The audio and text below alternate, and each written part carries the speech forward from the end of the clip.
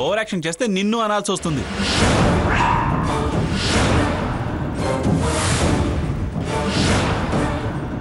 ఏయ్ అనరా అను చూస్తా. మా అమ్మని కానీ నా భార్యని కానీ ఇంకొక మాట అంటే నీ నాలుక చీరేస్తా. మా అమ్మే స్వార్థంతో ఆలోచించుంటే నీకు అసలు పుట్టుకే ఉండేది కాదు. అది గుర్తుంచుకో.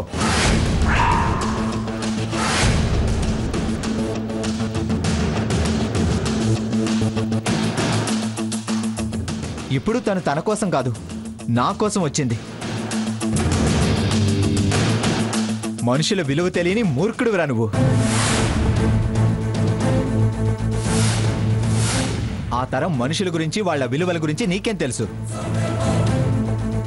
ఈ తరం సీత గురించే తెలియని వాడివి. చూడు, సీత నిప్పు.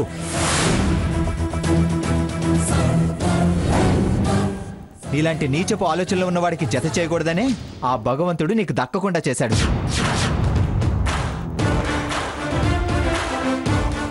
సీత కాలి కోటికి సరిపోవరా నువ్వు. రెచ్చిపోతే పుచ్చి పగులుతుంది. తన నిబద్ధతని వేలెత్తి చూపించే అర్హత నీకెక్కడుందిరా క్యారెక్టర్లెస్ ఫెలో. నీ శాడిజం తెలిసి కూడా తల్లిదండ్రుల కోసం తలంచిన గొప్ప గుణం సీతది.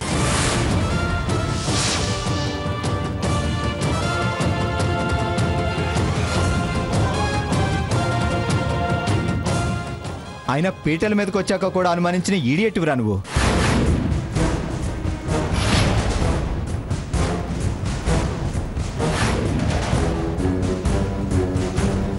నువ్వు మాలో ఎవరిని అనడానికి అర్హత ఉన్నవాడివి కాదు.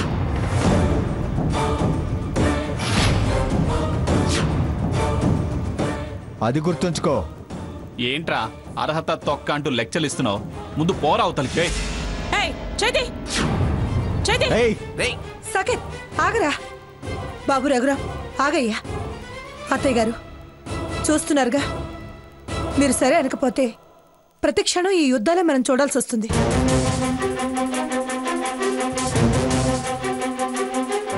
నా మాట వినండి అత్తయ్య, మీ కాళ్ళు పట్టుకుంటాను. ఆ రిసెప్షన్ ఏదో జరిపించి ఎవరు బతుకులు వాళ్ళు బతికేలా చేయండి. అమ్మా, ఈ చిల్లర మనుషులకి చిల్లర చేష్టలకి నువ్వేం భయపడకు.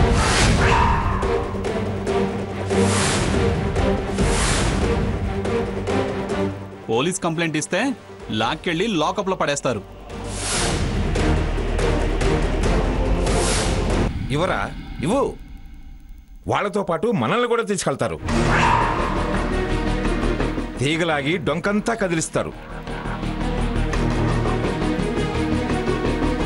అప్పుడు వాళ్ళు చేయమన్న రిసెప్షన్ ఖర్చులు మనకు మిగులుతాయి, శారదకి కోర్టు ఖర్చులు మిగులుతాయి. పోలీస్ కంప్లైంట్ ఇస్తారంట, పోలీస్ కంప్లైంట్. చూడు మంగ, లక్ష్మి మాట్లాడేది అక్షరాల నిజం. దాన్ని నువ్వు అమలు చేస్తేనే కాస్తైనా ప్రశాంతత ఉంటుంది ఇంట్లో.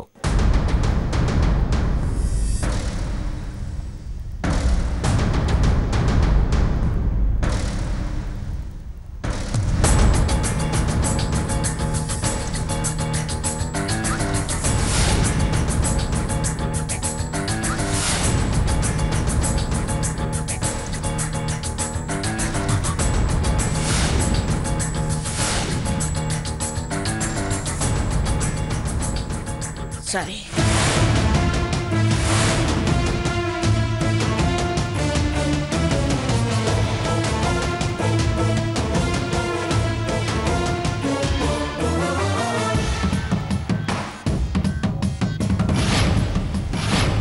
మీ ఏడుపేదో మీరు ఏడవండి. మీరు మేము అని కాదు, అందరి సమక్షంలో పద్ధతిగా జరగాలి.